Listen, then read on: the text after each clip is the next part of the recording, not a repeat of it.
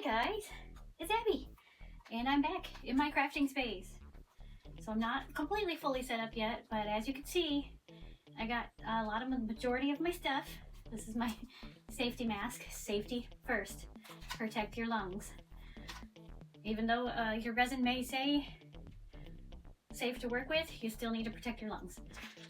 So, got my safety gear. Got my resin's mask.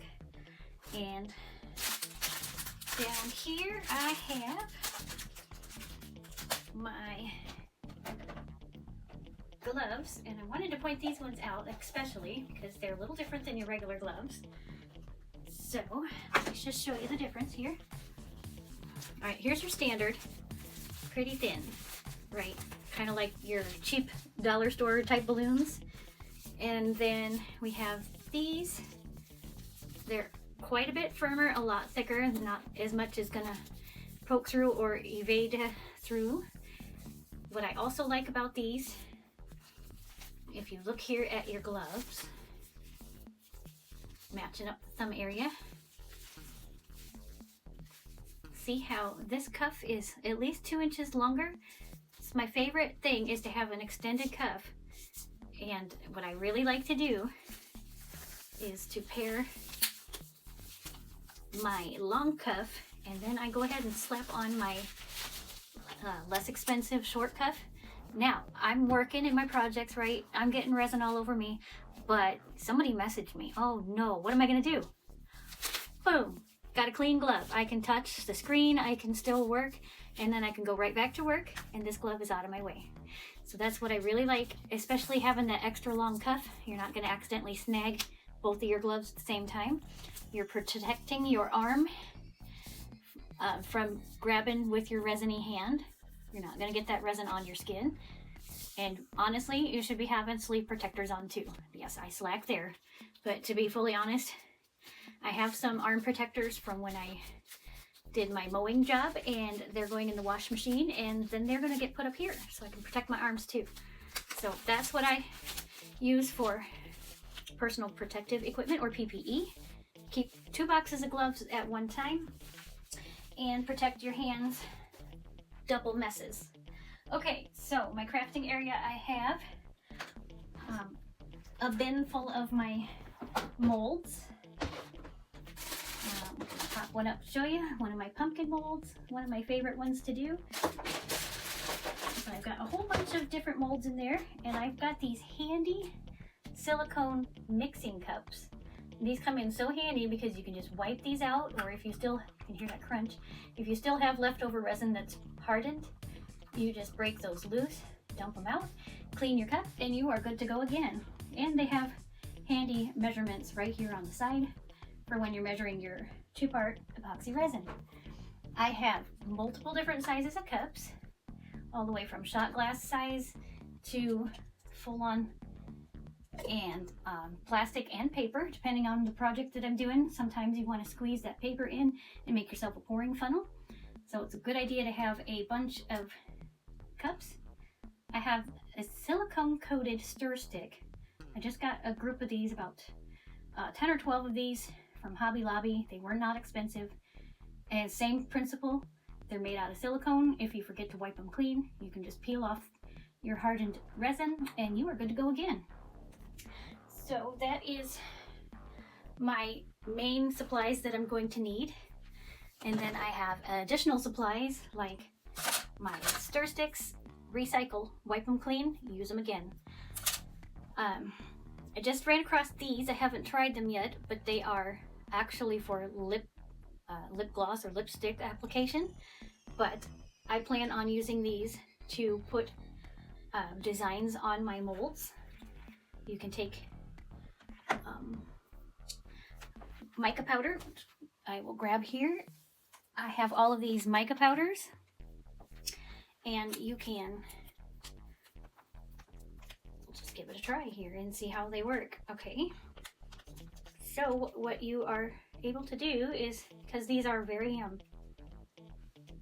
they're soft and they've got like a very gentle tip, they won't scratch your molds. So you can take your powders and you can pre-color on your mold. So when you cast this, you can see there's leftover. When you cast this with resin, it's going to attach to your resin and color your finished project.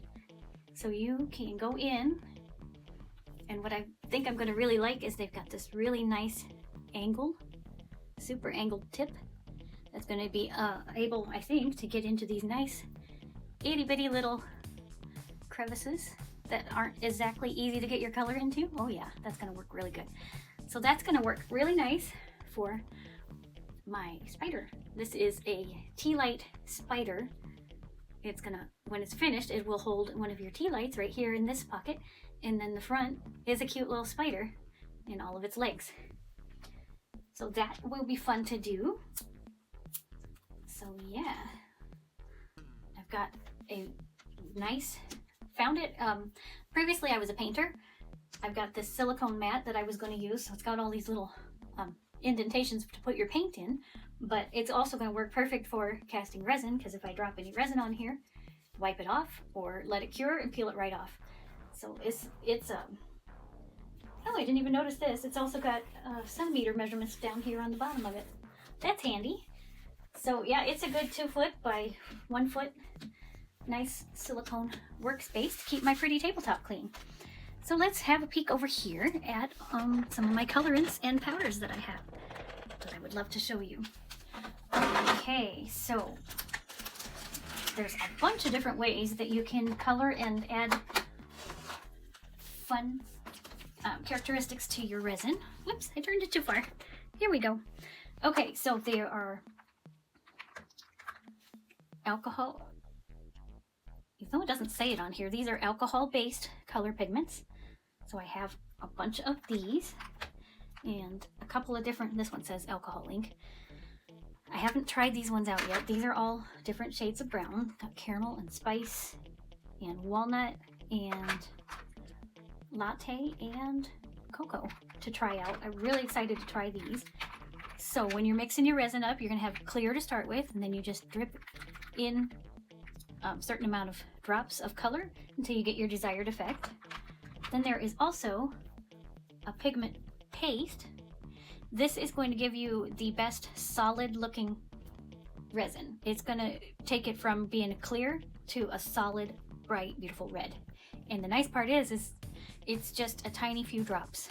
So I have those in the primary colors, red, white, yellow, green, blue, and black.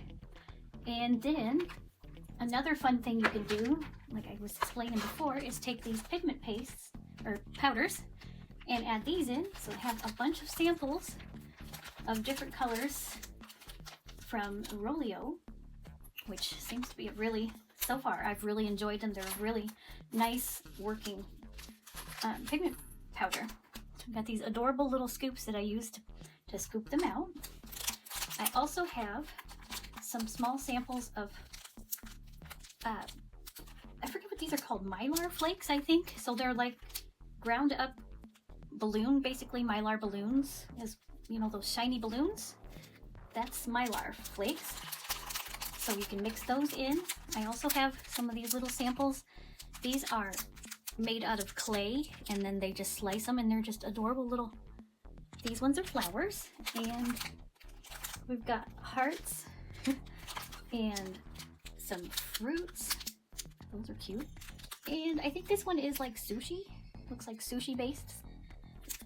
So you can add those into your items as well. Down here,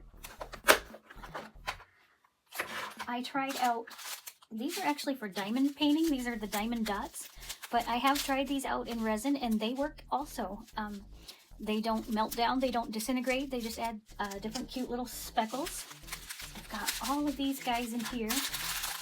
All of these beautiful colors that I could add.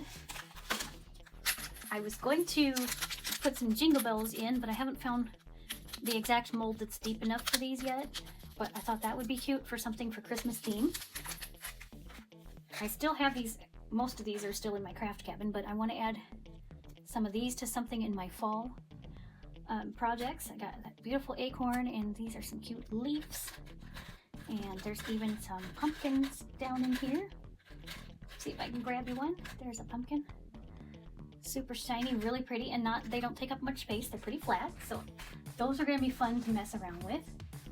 I've also got, pardon my back being right in front of you, a bunch of gorgeous glitter. Now I have used this glitter. This is my favorite. I know it's like a plain brown, but turns out absolutely stunningly gorgeous.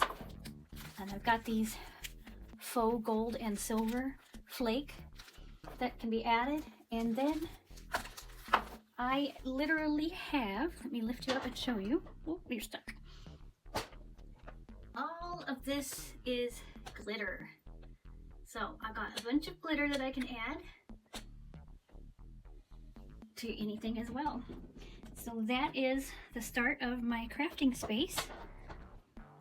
And let me show you all what I think I want to work on currently. My absolute favorite mold out of the entire thing is this gorgeous maple leaf, which if you saw my last video, you saw I had that gorgeous orange glittered like trinket tray, basically is what it is. So this mold is one of my favorites. It was $10 I think was all, and I've gotten a ton of use out of it, and it's still in really good shape and still nice and shiny inside, which will give your resin a gorgeous shine to it. Now I just got in this adorable little ducky, and I think I'm going to work on him next, possibly, but I'm having problems deciding because there's also this adorable chunky round bellied bull, or this adorable little piglet. Can we see his cute little face? Yeah, his adorable little self.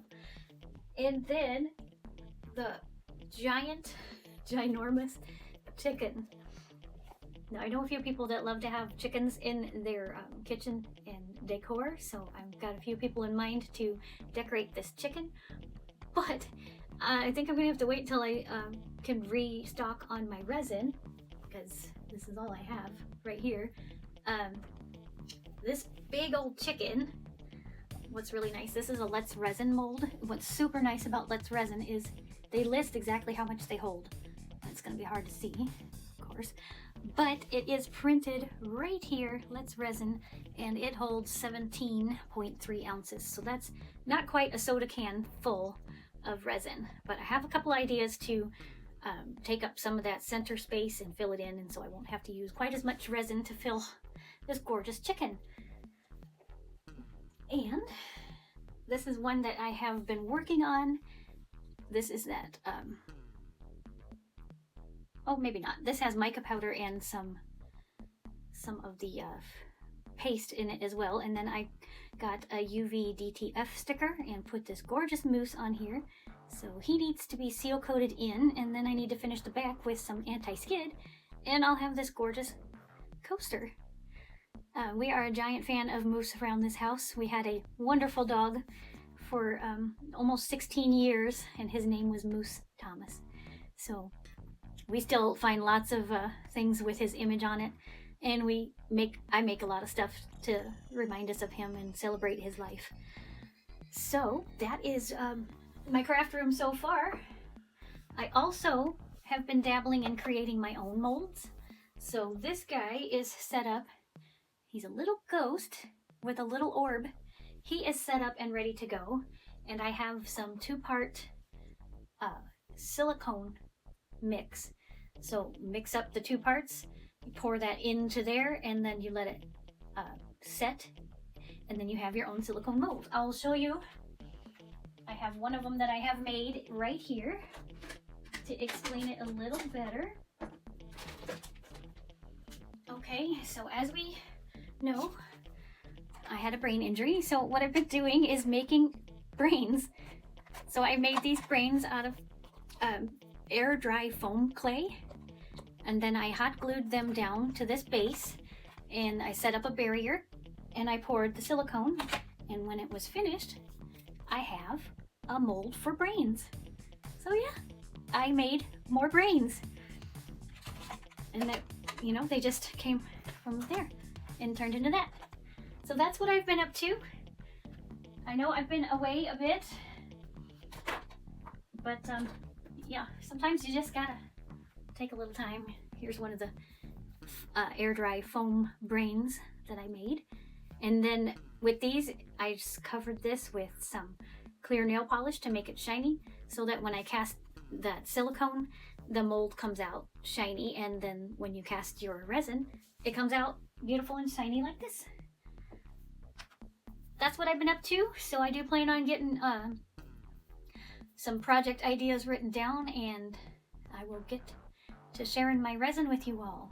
So I hope you enjoyed the craft room experience and what I've been up to so far. Hope you will join me very soon for my first full-on resining video. So thanks a bunch for joining me again today, and we'll see you soon. Bye everybody!